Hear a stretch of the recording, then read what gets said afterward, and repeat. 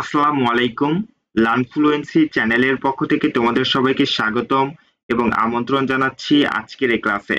আজকে আমরা আলোচনা করব নবম শ্রেণীর ডিজিটাল প্রযুক্তি বইয়ের তৃতীয় অধ্যায় সেশন 1 থেকে। আমরা মূলত আজকে তোমাদের ডিজিটাল প্রযুক্তি বই থেকে 73 এবং 74 পৃষ্ঠায় যে ছক রয়েছে সেগুলি সমাধান করব। চলো আলোচনাটি শুরু করা যাক। শুরু করছি পরম করুণাময় মহান আল্লাহ তাআলার নামে। তোমরা তোমাদের বইয়ের 73 পৃষ্ঠায় দেখতে পারবে, এখানে বলতেছে দেখো, উপরের ঘটনাটি নুজহাতের একটি সেবা পাওয়ার ক্ষেত্রে আনন্দ ও উদ্যোগের কারণ জানা গেল, কিন্তু শেষ পর্যন্ত ডিজিটাল প্রযুক্তির তার কাজকে খুব সহজ করে দিল এবং সে তার কাঙ্ক্ষিত সেবাটি পেল। শুরু থেকে শেষ পর্যন্ত নুজহাত সেবাটি পেতে কি কি ধাপে কাজটি সম্পূর্ণ করলো তা নিচের ঘরে আমরা হুবহু চিত্রের মাধ্যমে লিখে ফেলি। দেখো আমরা এখানে লিখে রেখেছি।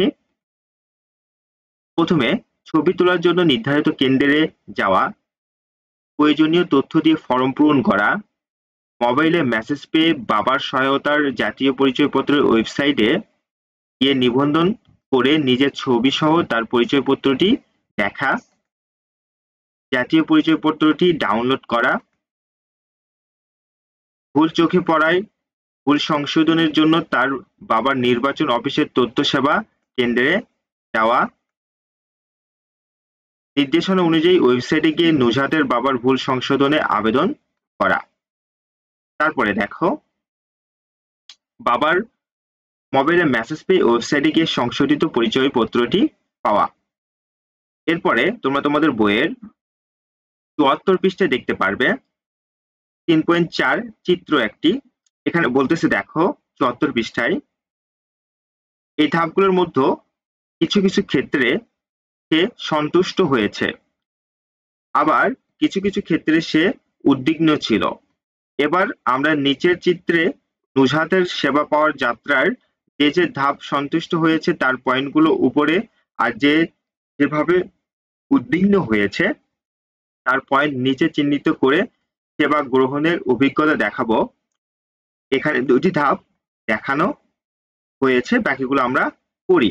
দেখো আমরা এখানে করে রেখেছি। এখানে মূলত প্রথম যে তিনটি তোমরা দেখতে পাচ্ছ এটা হচ্ছে উপরের ধাপ, অর্থাৎ তোমরা এই প্রথম তিনটি চিত্র ৩.৪ রয়েছে এখানে উপরের দিকে লিখবে প্রথম তিনটি, এবং নিচে যে দুটি রয়েছে নিচের দুটি তোমরা একদম নিচে লিখবে।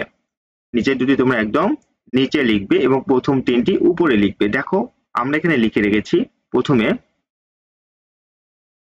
তথ্য সংগ্রহ ও ছবি তোলার জন্য তাকে নির্ধারিত কেন্দ্রে যেতে বলা। আচ্ছা, তারপরে দেখো এটা মূলত তোমাদের বইয়ে রয়েছে, আর দুটি আমরা লিখেছি। ঘরে বসে অনলাইনের মাধ্যমে জাতীয় পরিচয়পত্র ডাউনলোড করা। তারপর দেখো সংশোধনের জন্য আবেদনের মাধ্যমে সংশোধিত জাতীয় পরিচয়পত্র পাওয়া।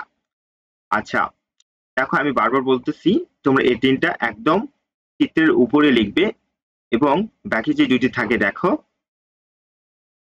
ছবি তোলার জন্য লম্বা লাইনে দাঁড়িয়ে অপেক্ষা করা এবং জাতীয় পরিচয়পত্রের বাবার নামের বানানে ভুল দেখা, তোমরা এই দুটি নিচে লিখবে।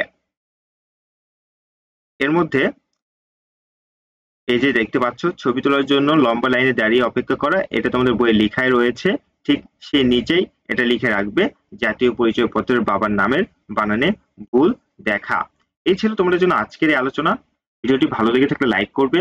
আমরা ধারাবাহিকভাবে লার্নফ্লুয়েন্সি চ্যানেলে এর পরবর্তী যে সমস্যাগুলো ছকগুলো থাকবে সেগুলো সমাধান করব ইনশাআল্লাহ। তোমরা অবশ্যই লার্নফ্লুয়েন্সি চ্যানেলটিকে সাবস্ক্রাইব করবে। ভালো থেকো, সুস্থ থেকো। আসসালামু আলাইকুম।